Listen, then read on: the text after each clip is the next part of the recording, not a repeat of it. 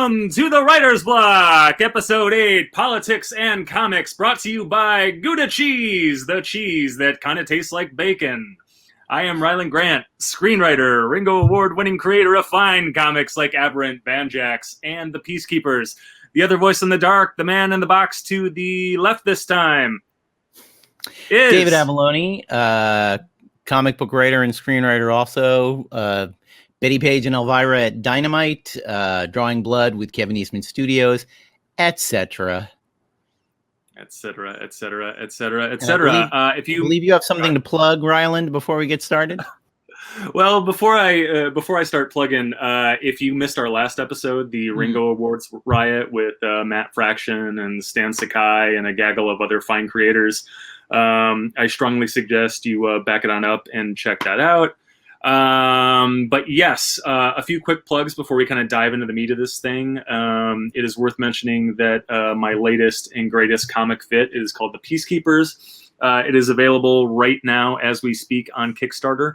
The Peacekeepers is a love letter to quirky crime dramas like Fargo and No Country for Old Men, to case of season police dramas like True Detective and The Wire, to Elmore Leonard novels, and to comic masterpieces like Criminal and 100 Bullets. So if you love that stuff, you're not going to want to miss this one. The campaign ends tomorrow night. If you are listening to this on the premiere day, that's Thursday the 19th at midnight. So check that out right now. You can go to bit.ly/The Peacekeepers.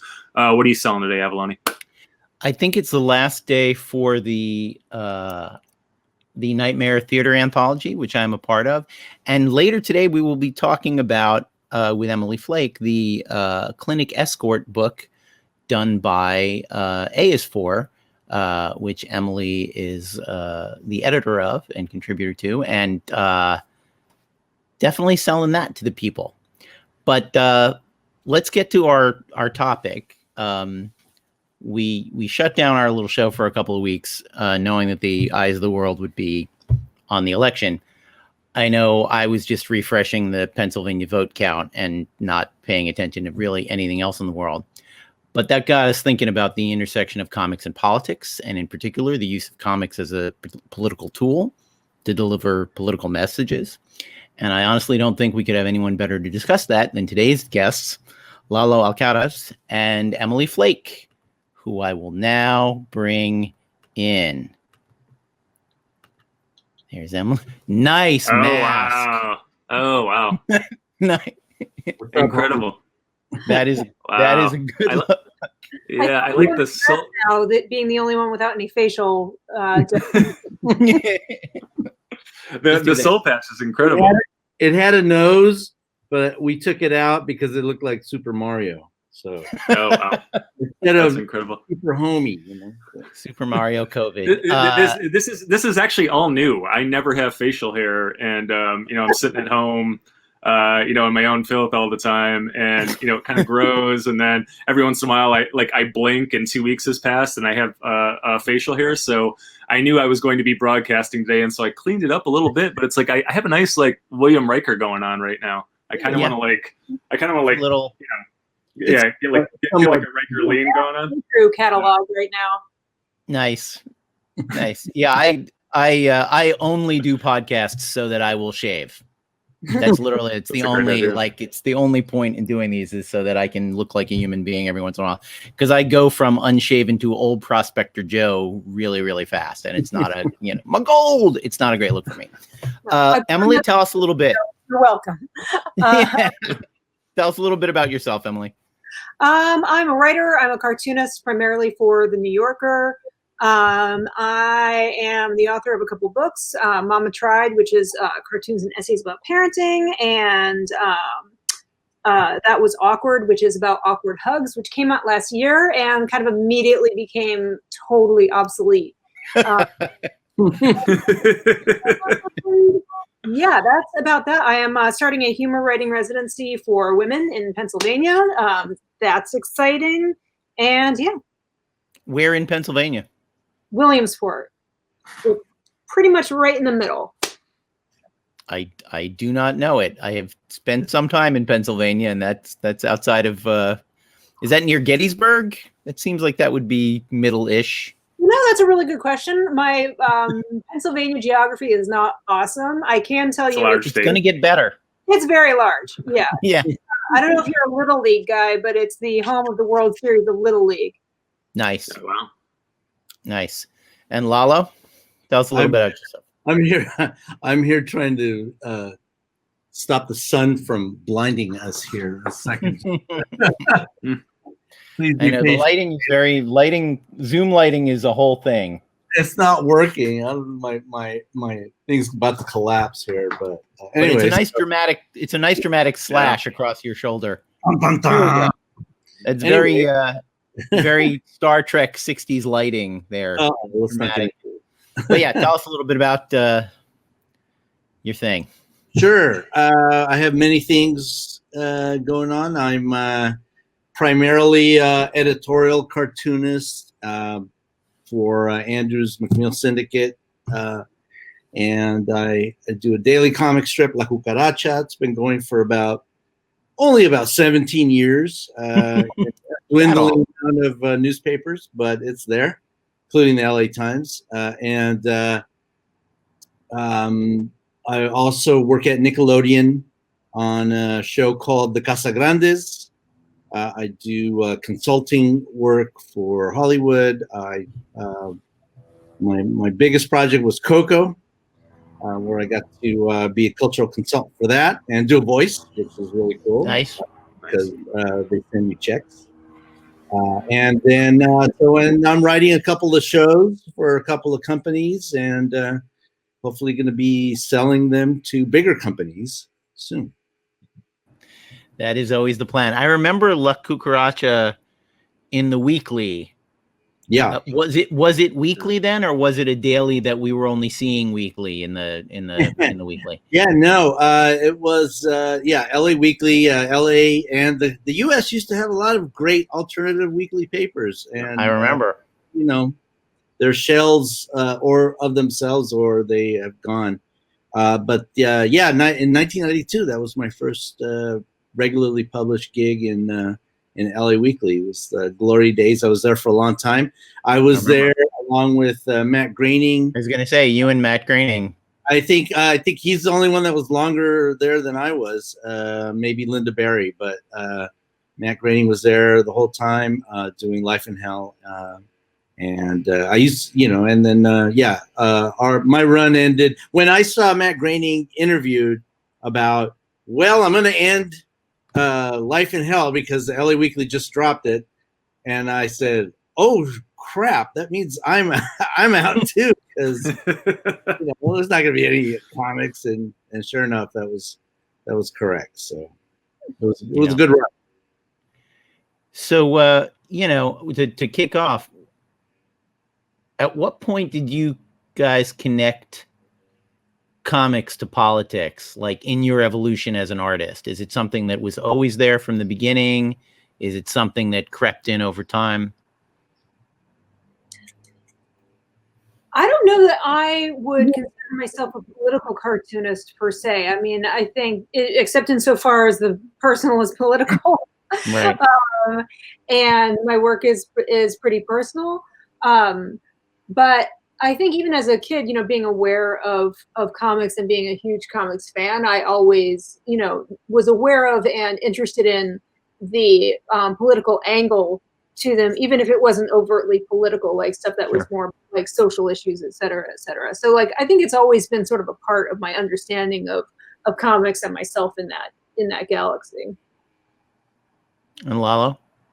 I've always been pissed off. So this is the only outlet I've ever had.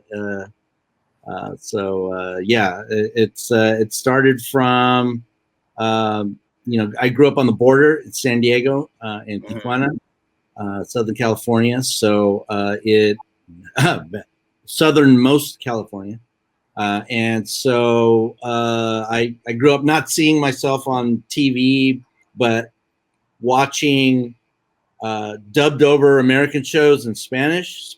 Spanish is my first language, and though I grew up I was born on the U.S. side, and so that whole border kind of you know, dualism kind of screwed me up. And also, you know, seeing how mistreated my parents were. They're Mexican immigrants. So it was an outlet to express myself, to kind of see myself, see my friends, draw my friends. You know, we all drew our friends and our family when we were kids, and that's what I did. But to me, it was like to make up for the lack of any images for us. So when there was any kind of cartoonist that was you know, Latino, which was like one that I saw, Gus Arriola, who drew a comic strip called Gordo for over 40 years. He that was like a revelation. Like, oh, I can do this, you know. And here I am. And did Gordo make you feel like that made you it feel like it was possible for you to do it? Yeah, you know, first it made me feel like even though the strip's about Mexicans in a sleepy village in Mexico, I was like, I feel seen, you know. Right. And, you know, I didn't grow up with roosters and pigs and stuff like that, like in the comic Right. strip, but I still felt seen, you know. And so, but yeah, it made me realize, like, oh, you know, this is, I love reading the comics in the newspaper as a kid. And in Mexico and Latin America, you know, there's, you know, giant tradition of comic books, you know, and they're more like, because, you know, we're so dramatic down there, they're like historietas, they're like little telenovelas in comic book form, and like pulp comics, you know. Right. So comics are everywhere when you're in Mexico. So it would just seem like, oh, it just hit a light, like, oh, I can do this here, you know, and I can draw about stuff here. Like, let me do that. What was your inspiration, Emily? You mean in terms of like getting into comics in general? In general and politically. The first things that I remember loving as a kid was Edward Gorey and Gayam Wilson, which I think, you know, dovetailed nicely with the fact that, like, I was already like well on track to being like a weird kid. So it definitely sort of like opened this possibility of like, oh, there's some other like delightful, weird, gross stuff out there. And that really like laid the base for kind of my entire artistic and socio-political life. And also, I think loving Gayam Wilson as much as I did when I was a kid put me into that headspace of gag cartooning, even though it took me like, you know, until I was much more of an adult to kind of start exploring that as a form. But it was definitely one of the first things that I really sort of like fell in love with. And then when I was, you know, a teenager, kind of like acquiring my own tastes, you know, I was a punk rock kid, and I loved everything having to do with, you know, the music and fanzines and comics and that entire like visual galaxy. So that had a lot to do with like who I became as an artist as well. Did you ever do any art for the punk rock scene? Did you do like, you know, album covers, posters, any of that? Yeah. I mean, I can't play an instrument, so I was pretty useless as far as the music goes. But yeah, I had a fanzine called Puddle Jumper Weather Stomper, which is, I mean, I honestly couldn't tell you now what the hell that's supposed to mean. But yeah, one of my favorite things to do was just like old school layout with like a stolen copy key and just photocopying. I would get like type, you know, like type sample books and just photocopy the pages at sizes, so I would have different sizes. I'm 180 years old. I don't know if I've made that clear. and yet you may be one of the younger people on this podcast, which is quite. But yeah, it's so funny when you said stolen copy key. That is such a generationally specific. There's a whole generation of people older than us that have no idea what that would mean or why you would need that. And then there's people younger than us that also like, no, you hit the print button on your, what's the big deal? I remember at college, like that, knowing secret codes to the library copier, to the administration built. Like we all kept secret lists of those codes. We were aware of when they were changed, and it was such a big part of what you could accomplish. I worked at the library. Like, That helps. yeah, I just availed myself of whatever like library things I could. So yeah, Mary Cheney Library unwittingly sponsored like a lot of fanzines. Mm. And what was the first stuff you did, Lalo? What was the first? Well, since we're talking about copy keys, not the first stuff I can show you some of the first stuff I did. I was just taking a photo of it for doing a happy hour show tonight, and they asked me send some old drawings. But here's some little cholo drawings I did. Wait a minute, I can't figure out how to do this. This is why is nothing working? Okay, there's. I can see it. Little fly cholo. Nice. Little homie. Wow. So, there's a whole bunch of other stuff. Actually, I'm a hoarder. I have all my stuff. Sure, I totally get that. Oh wow. Like that monster. How old were you when you did those? I was probably 14 or 15. So not the first things I've ever drawn, but I was drawing, entertaining my friends in the 4th grade. And did you go to the weekly with a stack of cartoons, or how did you get in there? No, you know what happened? L.A. burned down. It was the L.A. riots happened, and some institutions in L.A. opened up and said, you know what? Maybe we should listen to the community. And an editor friend of mine suggested to the editor of the LA Weekly that maybe they should run a comic by me. And so I did walk in with a stack of drawings, and only a couple were rejected, and we started right away in 1992.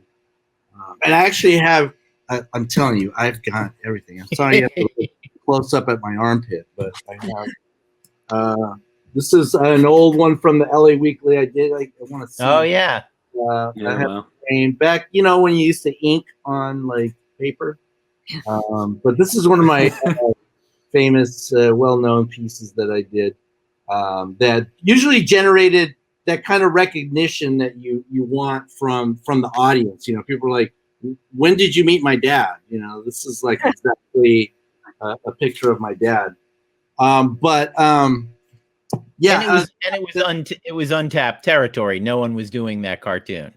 Yeah, not really. So, but where I kind of started, and we get back to the copy key thing, was when I went to grad school at Berkeley for architecture, and that's where I met a guy, and he and I started doing a zine called Pocho Magazine, and we used to go to the copy stores.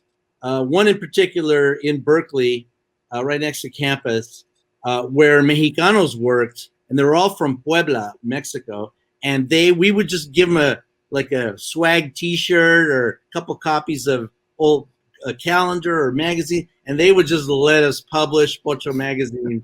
Just wild. So after us, they installed keys. They're like, no. That is actually a trick I learned from.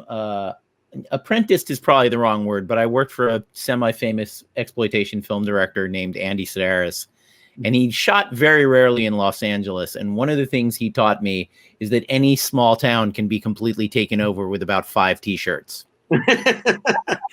He's like, you show up. He's like, he would make the T-shirts before we would write the script.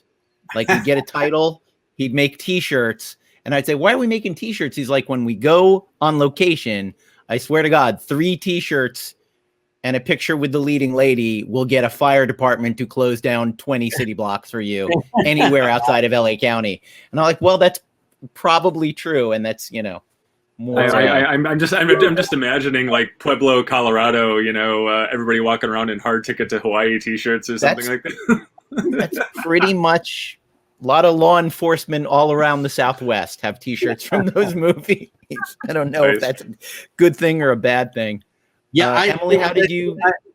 I once I was in El Paso, and I at a hotel, and I found an unattended Border Patrol truck.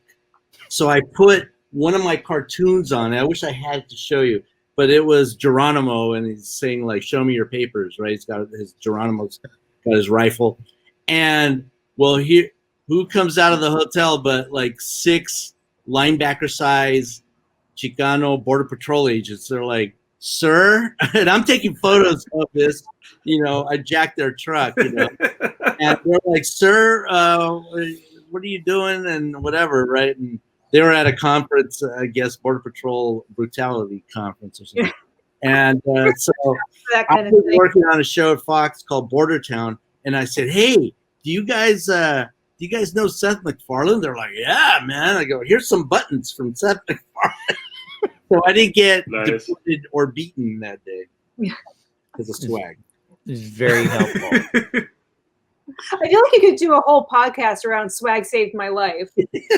Totally. Swag saved my life. I think that we will keep that topic on standby because it's definitely a thing. It's like it's good to be reminded every once in a while how lucky we are and how magic this stuff seems to everybody who doesn't get to do it for a living. I did a movie a few years ago, and we did something that I winced a little bit at. We kickstarted it, and people paid us to be extras in the movie.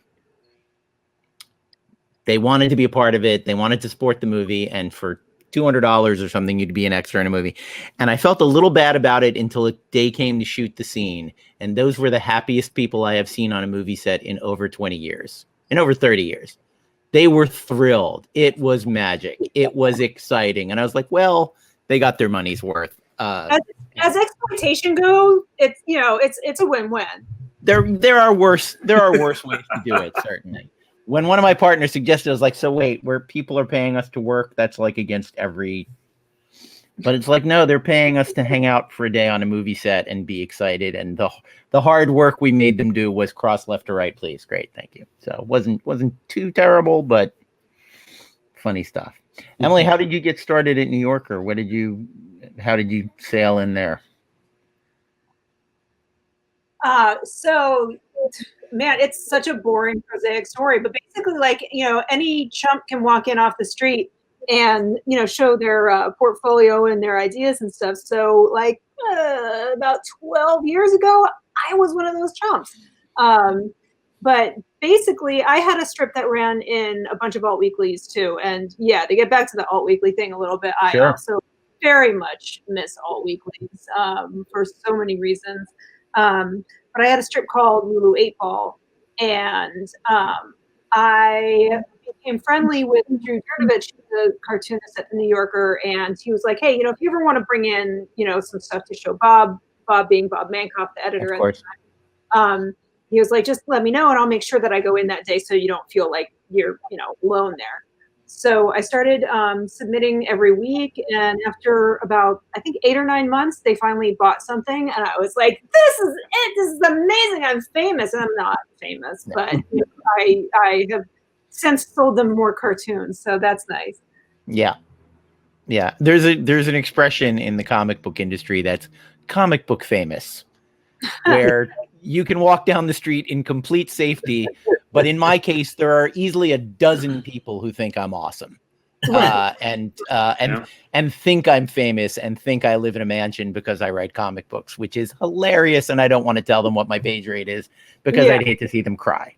Yeah, what we actually make doing this. How long did the weekly run? How long did Lulu 8 Ball run? Like 12. Let me think. Wow. Possibly 14 years. And I had always said that I would stop after 10 years because I think it might have been Matt Groening who said like an all-weekly cartoon is usually only funny for like 10 years.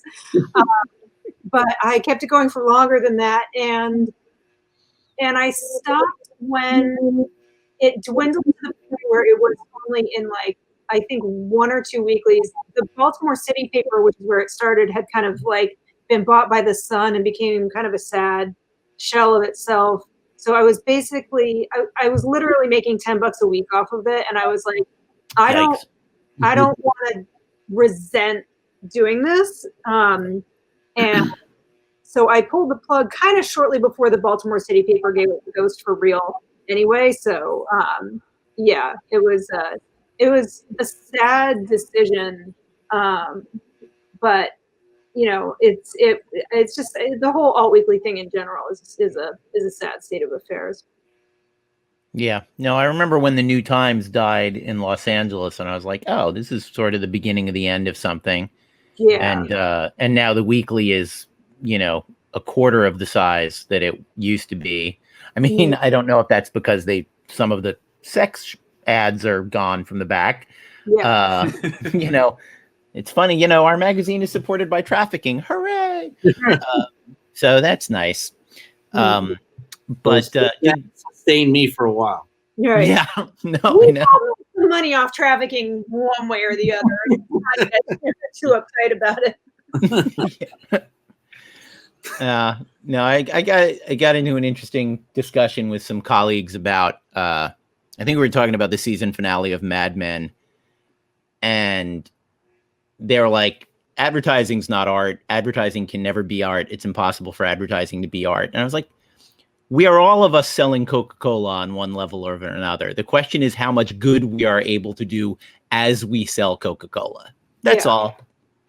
That's all. Everybody who makes a movie is selling Coca-Cola in a theater somewhere, or selling it so you can watch it on the couch. And again, your level of comfort is how much good can you do as you sell the Coca-Cola. And I think that's, you know, part of what what I wanted to talk about today is, you know, how do you, it's the fine line of like how all art is political, and everybody who says otherwise is literally paying no attention to reality. But and that's actually an argument that's come up a lot in comics. There's a kind of sad alt-right version of the comic book world called Comicsgate that literally says, you know, comics got bad when there were politics in them.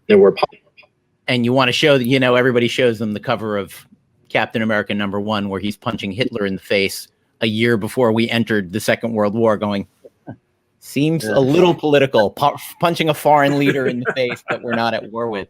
And, you know, I know Lalo, I think I saw somewhere you love the old, you know, the 1940s original comic strips, and, you know, Superman in the first, long before he dealt with supervillains and whatever it was, slumlords and guys who beat their wives. That was mostly what Superman concentrated on for the first 2 years, were capitalists and abusers, you know, and then it morphed into another thing. But, you know, the question, the tricky part is, and this works for, I think, all of us, it's how do you keep it funny? How do you keep it entertaining and still get out what you want to get out? Like, do you think about that? Do you struggle with it? I mean, for me, it's like I do varying degrees of, you know, hard hitting editorial cartoons, which is my favorite thing to do, but I also work in, you know, television animation, and so we're again selling Coke there too. And although I had an editor that said we're selling reminded me not to try to cuss or do anything racy in the daily strip. You know, we're selling detergent and bras. You know, like that's basically it. And if you look at the LA Times, that is so true. That is very true. But for me, you know, working now also in TV animation, I feel I'm bringing the same aesthetic as far as it's a revolutionary act to show a brown person in media in the U.S. and to have a brown person doing it. Well, that's, you know, that really blows some people's minds, but it should be normal, you know. So that's how I justify selling Coca-Cola on that level of you know. Well, that's, you know, that is how the change is made. I mean, Coco, there's a you know, a lot of Americans who that is their entire experience of the country of Mexico. Yeah, and that's why that's it. That's all they know. Yeah, when that project landed on my lap, and I had the opportunity to risk being called a sellout for working with Disney, who, you know, I remember that. Right? But I particularly attacked Disney for trademarking the term Dia de los Muertos. And so I knew that not only would that project be, you know, an important one for the Latino community, but also for Mexico, and also for the people not familiar with, you know, other cultures other than the U.S. Culture. And, you know, we saw 70 million people this week that are not familiar with too many cultures voting for Trump. So, yeah, sure. I'm happy that it could teach them too. But for me, it's all about representation. You know, we got to see ourselves. Sure. And Emily? Disney wants to make a movie about Central Connecticut 90s punk rock kids. I'll sell the fuck out.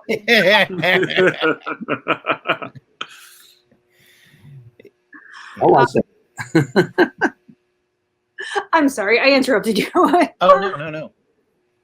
It's that is a perfectly, you know, we all look for our own. My favorite television show, probably of all time, is one people don't remember very well, called Crime Story. And I'm an Italian Jew from New Jersey.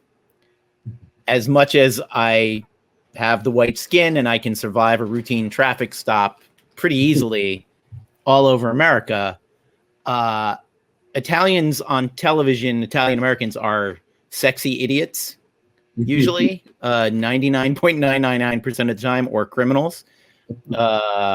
Jews are David Schwimmer or the kids from Seinfeld, who are a collection of anti-Semitic tropes presented by Jews for the entertainment of WASPs.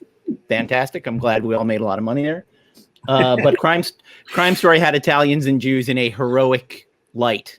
The Jewish character was a crusading district attorney. The Italians were mostly tough cops. And there were Italian gangsters and there were Jewish gangsters on the show. But I was like, look at Midnight Run, just as an example. Robert De Niro is the hero of that film. It is one of the few films in which he is Irish. And there's no reason for him to be Irish, except that Italians are bad people and the Irish are good people. That is really the whole aesthetic being served there. So even representation is a granular subatomic thing, more so than just the broad strokes of it. I think a lot of people don't. I grew up writing, you know, the genre stuff I wrote as a kid. The heroes all had Anglo-Saxon names because you couldn't sell it. My father wrote 36 private detective novels about a guy named Ed Noon. His name was Michelangelo Avallone. Why was Ed Noon a Irish guy with blue eyes? Like, you know, because dad didn't think you could sell that. You know, Mickey Spillane, also not, you know, wrote Mike Hammer, everything short Anglo-Saxon names. So, you know, you get older and you go, oh, you know what? The main character of this could actually have a vowel on the end of his name, and that wouldn't be the end of the world. And maybe I could even get it sold with a guy with a vowel on the end of his name. Vowel. I mean, I have a vowel on the end of my name, but the accent isn't quite the same, I think, on that. But how do you find blending? I know your work isn't as political as Lalo's, obviously. But how do you find blending the political into your work, Emily? I mean, I think the through line with everything that I do is absurdity. I think the baseline where I start from is the absurdity of everyday life, of politics, of the government, of family life, et cetera, et cetera. So I think that the absurdity and the cruelty of the last 4 years, especially, has made it feel even more urgent that I use to address it in one way or the other. And I mean, I do push back on people who say that, like, Trump has been good for comedy. I don't think he's been good for comedy. I don't think you can go that consistently past the outer edge of satire and be good for comedy. Not to mention the fact that, like, there's, like, there's a point at which you're like, no, this is so fucking. Sorry, can I swear on here? Like, Absolutely. this is so unbelievably bad that, like, you know, this is legitimately dangerous and scary, and you kind of have to recalibrate your internal thing of like, how do I get the distance from this to be able to make fun of it in a way that doesn't so much make it like so that people don't have to look at it, but it gives them like the courage to be able to look at it. But yeah, like, I don't get any joy out of the fact that Donald Trump is ridiculous. I would 10 times rather have a sane president to make fun of. Oh, yeah, that is one of the most noxious. I remember in 2016 when people were like, think of all the great art that is going to come out of this. I was like, you know what? I would probably trade all of the great art about the Holocaust for having those 6 million people back. Me personally, you know, like given the opportunity, and you know, there aren't that many good like Holocaust comedies. So no, not really. Not really. There, but you know, a case could be made for the producers in an abstract, in a more abstract sense. I mean, Nixon was also great for comedy, unless you happen to be Vietnamese or Cambodian, in which case he was very not funny. Yeah. You know, saturation bombing, less funny. Yeah. What is interesting is, I mean, the argument that this is good for comedy or good for art or anything is ridiculous, of course. The one good thing that has come out of this dumpster fire of 4 years or however far back you want to go is that it has like accelerated change, right? I mean, a lot of very smart people got really fucking angry, and they did something about this, right? And so we did have kind of great art and people doing great things, and people, you know, I mean, while a lot of great stuff incinerated during these 4 years, the conversation has jumped about 20 years, right? And so I don't know how to weigh those two things. You know what I'm saying? I don't know if it evens out or not, but I know that we are having conversations now that we wouldn't be otherwise. And if there is a bright side to any of this, I guess that's it. I mean, I work in Hollywood and I get paid mostly to, you talk about selling out. I mean, when I was growing up, I grew up in the Sundance movement, right? And I saw Pulp Fiction and it blew my fucking mind. And I said, I want to do that. And I raced out to LA and I went to the American Film Institute Conservatory, you know, where David Lynch went, and I got my snooty film education. But by the time I got spit out into the film business, they stopped making those movies, right? And if I could be the asshole who complains for getting paid to write, you know, big Hollywood movies, I got stuck writing these kind of big, you know, Hollywood blockbuster type things. I mean, I have my claim to fame, if there is one, is that I've written for the directors of 7 of the 9 Fast and the Furious movies. So tons of fun, and give me a Fast and the Furious movie any day of the week. I don't want to sound like that snooty asshole, but you know, it was not what I came out here to do. And you know, over the years, I would hit these things. I mean, you talk about representation in movies. I mean, because whatever. I mean, I'm a white guy, and you know, and I'm a white male in his 40s, and so I don't want to, you know, talk from any sort of place here. But I was a dirtbag kid who grew up in a housing project in Detroit, right? And you know, and you know, you had white folks and you had black folks, and that was a big part of the experience, right? And that was what I knew coming into Hollywood. That was 50% of my life. And so if I was writing an action movie and I wanted an African-American lead, I couldn't have it.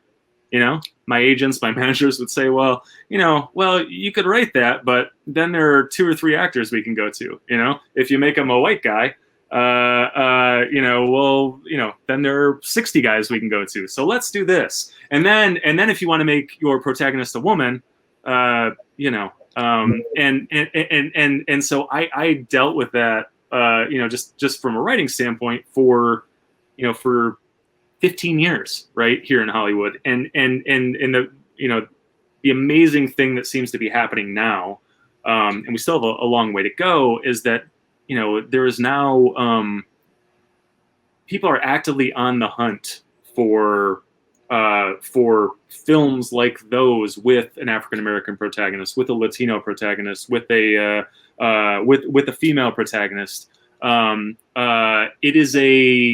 It is now a plus, if you have representation in your project. And I think that's interesting. We are not across any sort of finish line, but it is progress, and it is kind of wonderful to see. Well, No, I agree think, with that. And I think that it's been, that's something that angered and confused me for so long, is just the kind of contempt and lack of imagination, to think, well, the paying public doesn't want to see anybody but like a white guy in these roles, et cetera, et cetera. Like I, even as a middle-aged, middle-class white person, I like TV a lot more now that I don't just see people like me in it, like, I mean, I might not be Insecure's demographic, but I think it's a 10 times better show than Girls. Yeah. And yeah, I think that is one, demonstrable good that has come out of the past few years, and the fact that the TV that my kid watches is a million times more diverse than the TV that I watched as a kid. That makes me really happy, because it's like the more the fewer white people she's exposed to, the less I think she's going to be an asshole when she grows up. well, I think Lalo made the great point about his opportunity coming in the aftermath of the riots. Mm-hmm. That there was a reckoning. There was a big, ugly reckoning, and it scared some people. But it also, the thing you said, Emily, that I always think about is it is entirely, well, that's not true. There's the racism. There is the giant, enormous white supremacy that feeds so much of our society. But for a lot of writers, there is just a sheer lack of imagination. Mm. And I know this from my, writing a script 20 years ago. You introduce a character, doctor walks into a room. Without thinking, the doctor's a 40-year-old white man. Mm. Yeah, absolutely. And you have to stop and go, why? Why is that interesting? Why is that better than any of the other thousands of things this character can be? A lot of I have no clue whether or not George Lucas in his heart of hearts is a racist. I don't know. Right. I don't know what his feelings are, but I think that when he wrote Star Wars and the little scrubby traitors are the Jawas and the violent tribesmen are the sand people, he only changed the vowel on Jawas to get it away from the grossest stereotype on earth.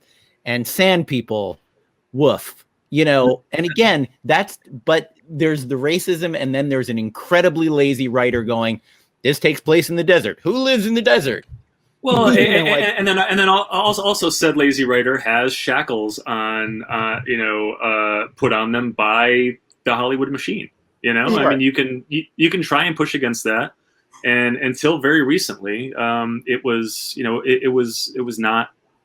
It was a losing battle, and it was actually why I got into comics. Avallone, you and I have had this conversation before, but for about a dozen years, I got paid pretty handsomely to write big Hollywood movies, but it's like Hollywood basically they make 5 movies these days, and that's starting to change a little bit. But they want you to write them a certain way, and I got pretty good at writing those 5 different movies. They paid for my house, but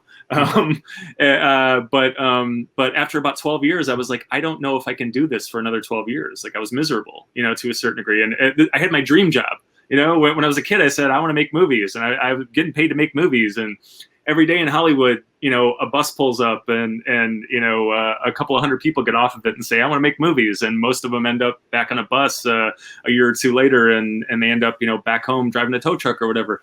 But I was the guy who got to do this, and I was miserable. And it was the beauty of comics at that time was that in comics you could tell any sort of story, right, with any sort of protagonist. And you could tell it in any sort of way, as long as it was good. That was kind of the only bar to clear, right? I mean, of course, one of your comic book is going to make $1 billion or whatever, because that's how these studios kind of measure success or not. But you are going to find an audience, for your story as long as it's good. And that was amazing. And so when I got into comics, I kind of took the gloves off. It was like, well, all of these things that I've been begging to do for 12 years, I'm doing them. I'm never going to tell a straightforward story. I'm going to mess around with structure and experimental elements. And, I think, the second issue of my first comic, it's like, it is told from the point of view of a man who has been awake for 7 days and is literally being driven mad. So you have no idea what's real and what isn't. Complete mindfuck. And it was the most fun I ever had writing, and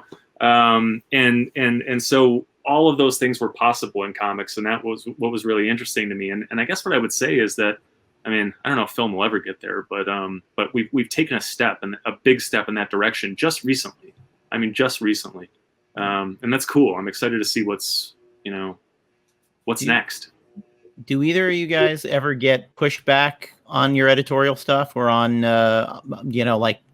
has the New Yorker ever told you, Emily, nah, not this, for reasons beyond we don't get it, or it's not funny, or we don't like it for some other reasons? Has there ever been any political interference in your work? No. I think, besides they just like they fail to buy it. Right.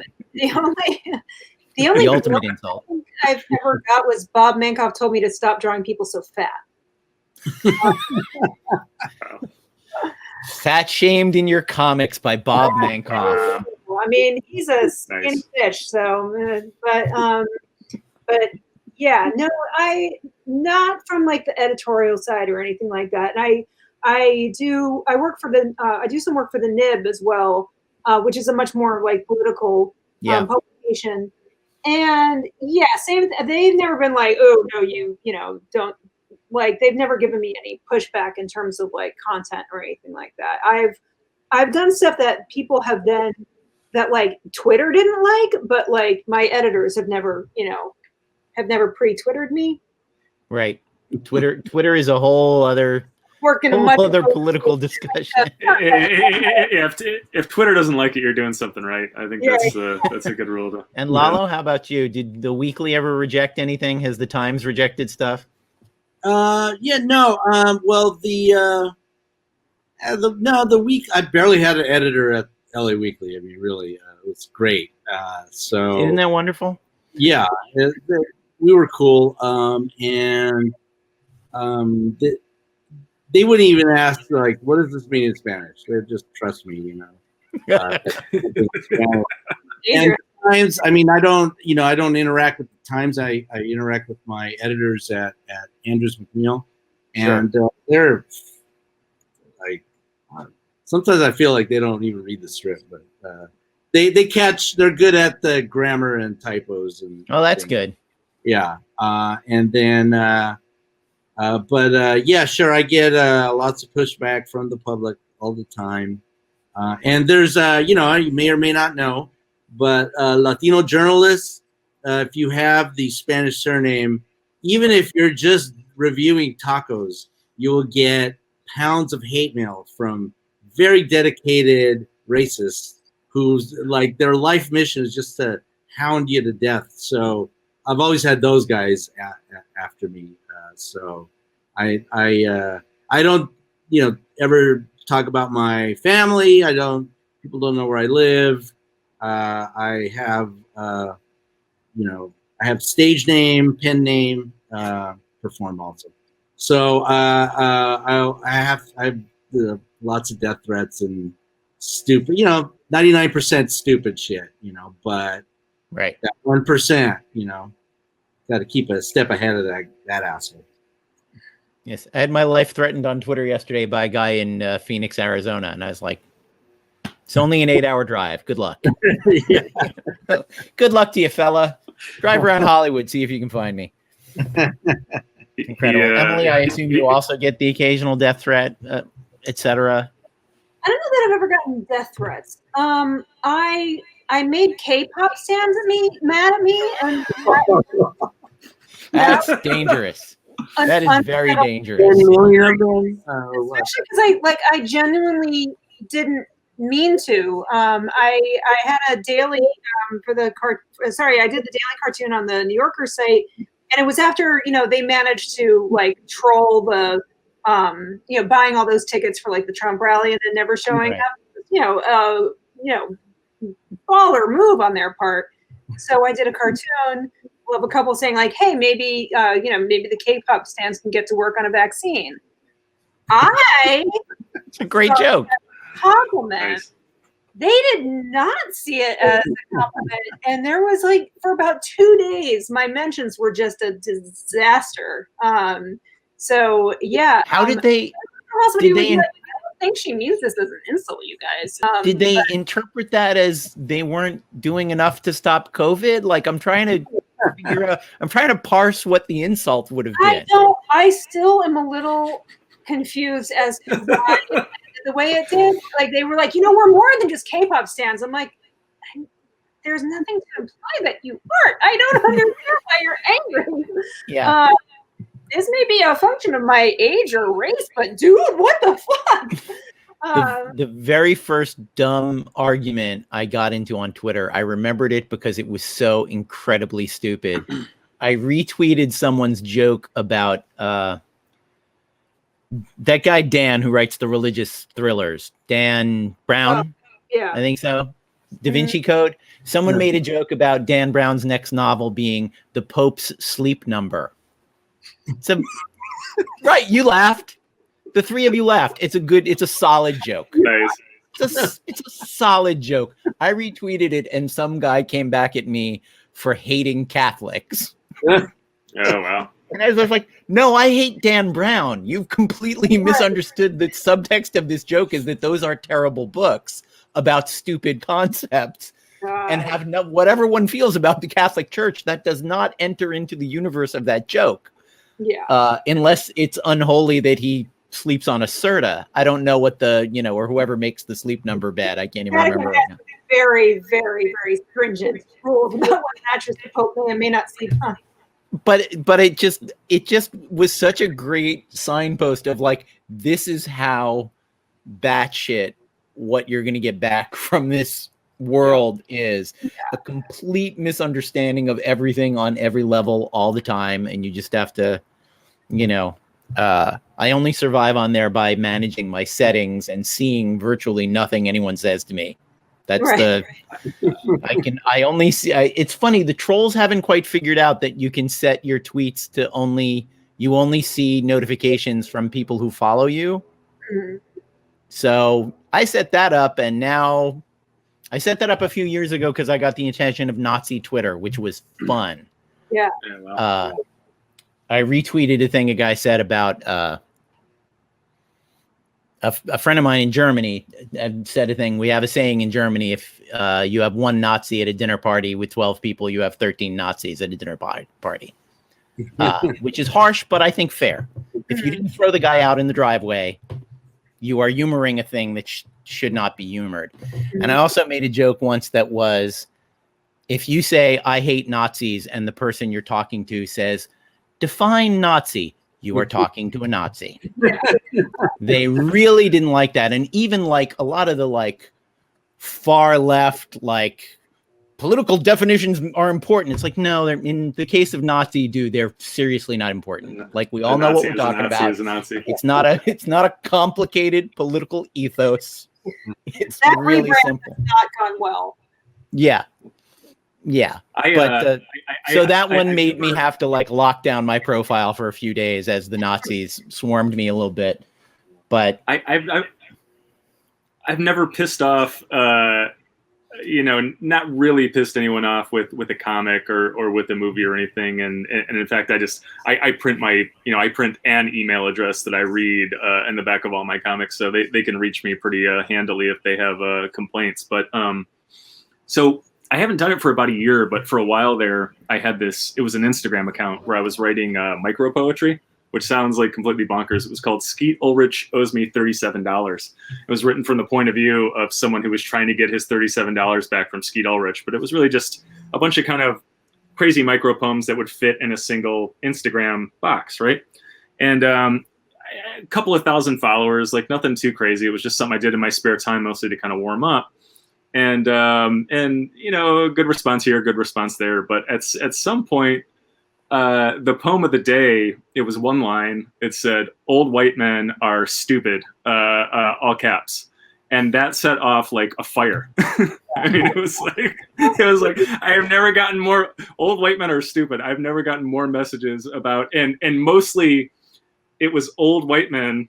And I don't even know how they found it, because it's like Avallone's saying, it's not like these guys are following like a weird Instagram poetry account. It's like stupid, man. That's well, that's the thing. Is so I'm getting these like these long diatribe fits from old white men with misspellings, and all I'm doing is I'm just reposting them, being like old white man proves premise of poem, old white man proves premise of poem, and it just pissed him off more, and that's like the only like mini mushroom cloud I ever had based on writing.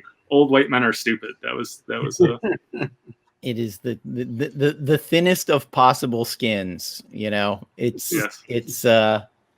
It's amazing that you can have your unjustified spot at the top of the pyramid of human society and still be like, how dare this account on Instagram imply that I am not the smartest man in the world? It's. I have a thing I do every 4 years, parody of the Loteria game, and I call it Voteria, and it's always the candidates, etc. You get it. And the slogan is, it's like bingo, gringo, right? And oh my God, every 4 years, there's that one guy who says that is a racial slur against white men. And I'm like, dude. But this time, my friend that works at Nickelodeon lives in Malibu. She said, dude, you got to check out Malibu next door. There's a guy who's sending me hate letters at the LA Times about the whole bingo gringo thing. Every time it would come up, he would send a hate letter demanding that they pull the strip as a hate crime, and I'm like, oh my God. But he's posting on Malibu next door, like, right. the most thing you could think of is posting the true last refuge of a scoundrel. Yes, Malibu next door is the last refuge of a scoundrel. That is, but that's the number of people just in a giant rush to prove whatever your point originally was. It's just so It's like I never mock people for spelling or grammatical errors on Twitter unless the spelling and grammatical errors are in a tweet about how stupid I am. And then I'm like, you didn't want to just proofread the one where you didn't want to not spell idiot wrong? Like, come on, man. Like, you can make this too easy. Why you are so stupid, yeah. No capital letters, no punctuation. It is on Twitter, but it somehow looks like it is letters cut from a magazine article and pasted haphazardly onto a piece of paper. Yeah, the disease of the thin-skinned is I don't know how we ever get past that. And as Lalo said earlier, I think it's 71 million incredibly thin-skinned people. Which is a depressing number, but we still apparently outnumber them by at least 6-7 million. So there's that. We didn't want to do a podcast a couple of weeks of the election because I was just like, I don't want to think about it. I don't want to record something relatively happy and have it come out the day Trump is announced as the winner, if that happens. So let's just not, let's not do that. But I'm glad we got here where we are today. I wanted to talk a little bit, Emily, about the Clinic Escort project. Yeah. If you can tell people about that and how it came to be and how you got involved and all that. Sure. Yeah, it is a comic book that's like basically it's graphic depictions of narratives of people who have defended abortion clinics. And I did it. I was the editor of it. I actually didn't contribute to it. I just edited. Oh, that's right. And yeah, so Martha and Kelly asked me to get the people together and make it happen. And I reached out to everybody that I thought might be into doing it. And people really came through. It was lovely. So yeah, it is now a for reals comic book that can be bought, and that money helps support A is for and what they do for abortion rights. Yes. A is for, I used to be on the board. Now I'm a board emeritus or whatever, consulting member of the board or whatever. But worth mentioning, AS4.org. It's actually a lot of what we're talking about here. It concentrates on the cultural aspects of the war against right-wing brainwashing about abortion, about women's rights, about women's health. And I always think that's where culture, and maybe this is a good sum up as we reach the hour mark on this, culture is where I think the wars actually get won. I think the elections are the reflection of the culture. My favorite micro example of this is one of the most conservative television shows of all time was called 24. The main character, one of the two main characters on 24 was a tall, handsome, smart black president.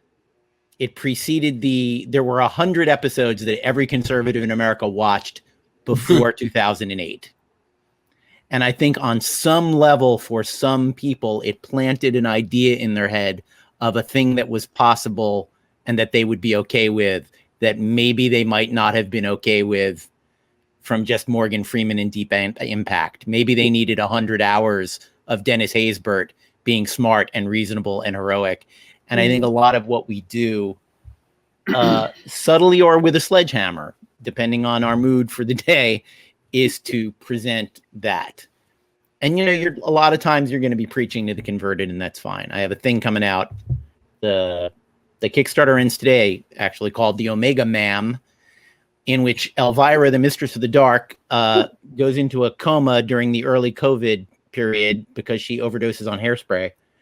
And when she wakes up, Los Angeles is overrun by orange-skinned zombies who have gotten sick because they took cleaning fluid, and that combined with COVID and made them into something out of Night of the Living Dead. It is the least subtle political cartoon of all time. And she cures them, spoiler alert, by spraying them down with essentially Starbucks latte. Turns out where the latte sipping liberals are going to survive the zombie apocalypse because that's the cure. Again, it is I'm literally using Rush Limbaugh's stereotype as a joke against Trump. And again, utterly unsubtle, but it'll be in people's hands. It'll be out there. And that's what I can do with my Elvira Mistress of the Dark comic books. But anyway, we should wrap up. Thank you so much for coming on board. Tell us where we can find your stuff and follow your work.